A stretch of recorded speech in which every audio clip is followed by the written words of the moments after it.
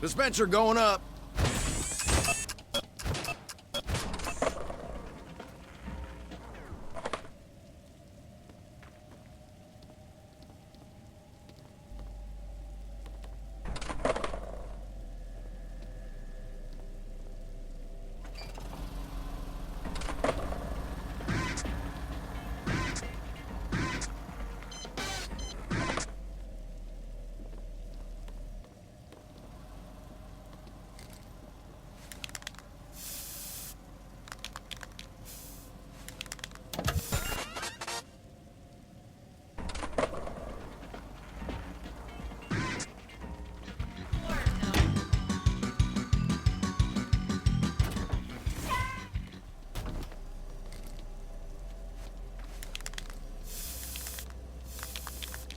Sentry going up.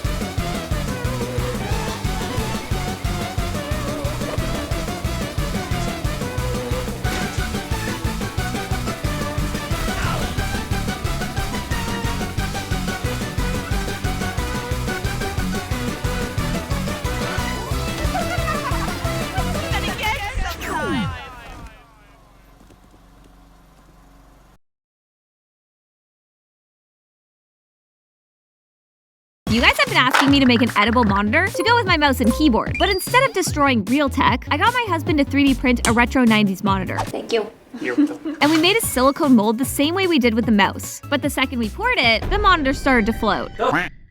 It floated. Ah! Oh no, what do we do? Lots of technical difficulties here, but we fixed it and got this to a firm state. And we filled this thing with like 4 bags of gummy bears, which melted fantastically. Luckily, it came out and the details were insane. This might be the coolest, most unnecessary thing I've ever made. You guys have been asking. My brother constantly mocked me for ending a woman's life, so I finally. He ate 3 packets. My brother constantly mocked me for ending a woman's life, so I finally told our family who was really behind the wheel that night. I've been sober for 8 years, and my family still blames me for the worst night of all of our lives.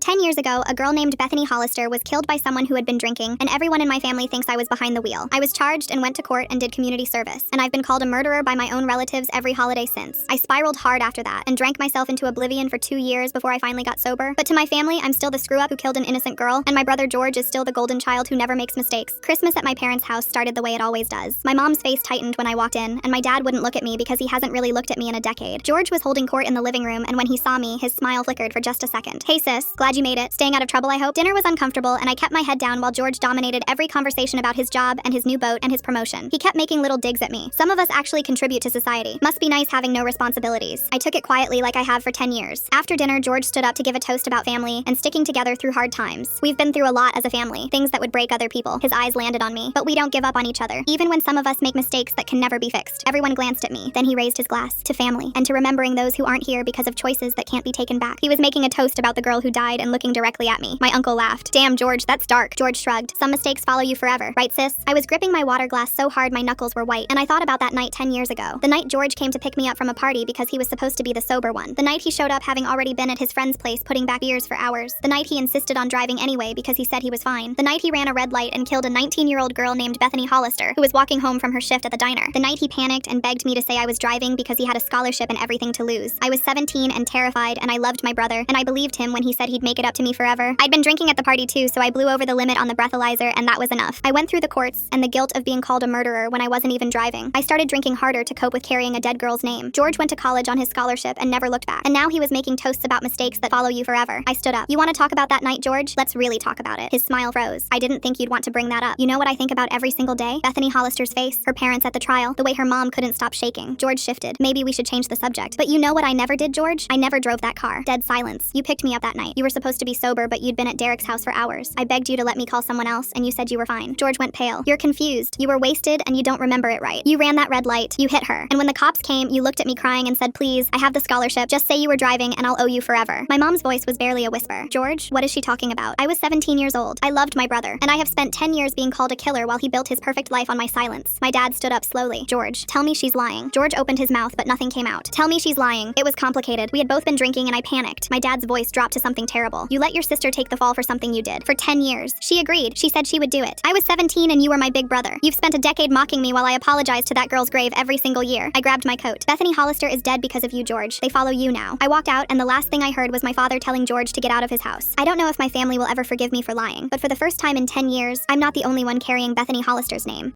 My brother constantly mocked me for ending a woman's life, so I finally told our family who was really behind the wheel that night. I've been sober for 8 years, and my family still blames me for the worst night of all of our lives. 10 years ago, a girl named Bethany hung, and everyone in my family thinks I was behind the wheel.